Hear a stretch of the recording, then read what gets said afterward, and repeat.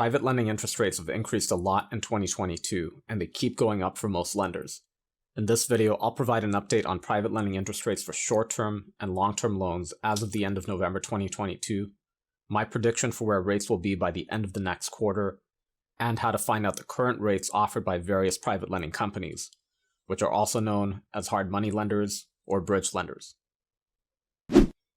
I'm Butani, founder of PrivateLenderLink.com, where investors and brokers can easily find direct private lending companies.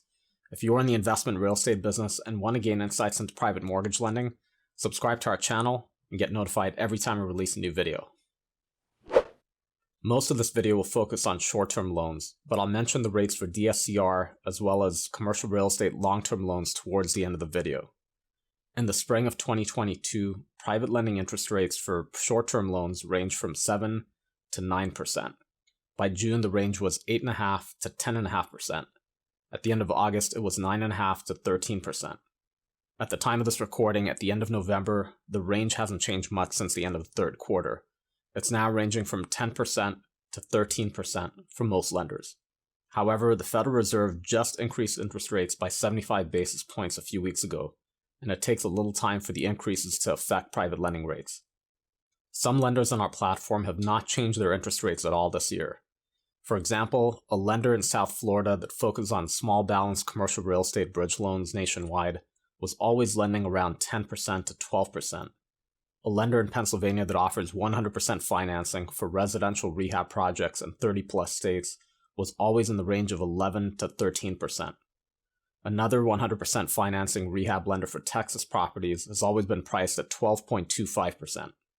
In California, I know a few private lending firms that are still lending in the 7 to 8% range, but only for real estate investors that have a lot of equity.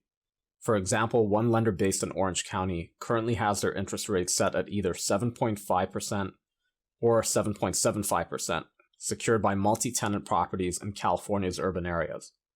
Earlier this year, they were 0.5% lower on their rates.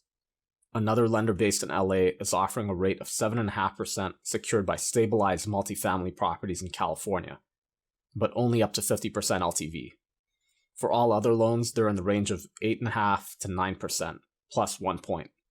A private lender in San Francisco used to be at 6.75% to 7.25% for properties in the Bay Area.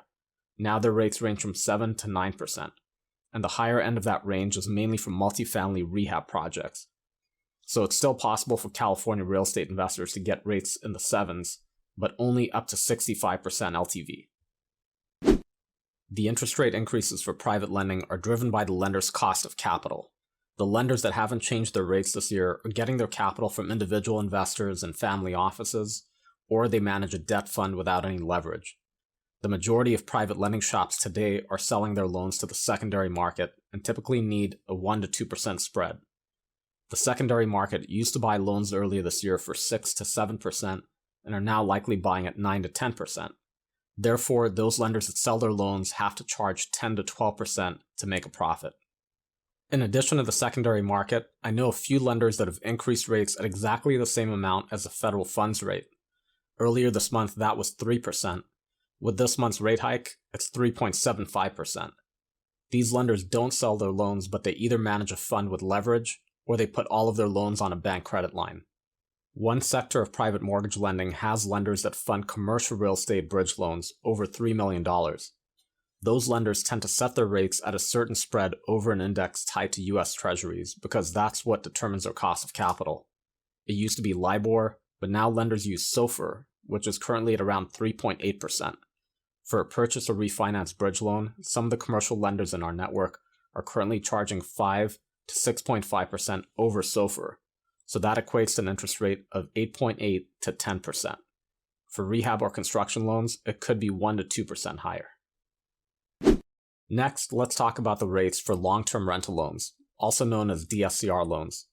This applies to small multifamily and residential investment properties. Most of them are 30-year terms, but many lenders now offer a 5 or a 10-year loan term. In my third quarter update 3 months ago, the interest rates for DSCR loans were 6.75% to 8.5%. From what I'm seeing, the rates are now ranging from 7.5% to 9.25% for most lenders. For commercial real estate investors that need to refinance into a long-term loan, the interest rates appear to be ranging from 6 to 8% from what I've gathered. And this is offered by banks and credit unions, not by private lenders. At this time, there aren't many non-bank lenders that offer permanent financing for commercial real estate, other than multifamily. So far this year, the Federal Reserve has increased rates by 3.75%. I believe they will increase again in December and February, adding another 1% with both of those rate hikes.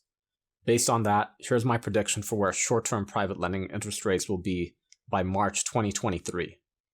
I believe the new private lending interest rate range will be 10% to 14%, with the average being 11.5% for the majority of loans secured by both residential and commercial properties. I hope I'm wrong, but we'll see what happens, and I'll provide another update in February. It's been a very difficult quarter for private lending, and many in our industry expect even more pain next year. That said, many real estate investors still need private lending to get deals done, and they're coping with the new reality. If you're seeking private financing for a real estate deal, and if you want to keep up with private lending interest rates, use our website privatelenderlink.com as a resource. All the private lending companies listed have a detailed profile which shows their minimum and maximum interest rate, as well as many other details about their programs and guidelines. You can contact each lender directly, or if you'd like some recommendations, click the Create a Loan Request button. Provide some details about your deal so we can review, and we'll invite a few select lenders to look at it. If you found the content in this video to be useful, please click the like button and be sure to check out our other videos about private mortgage lending. Thank you for watching, and see you in the next video.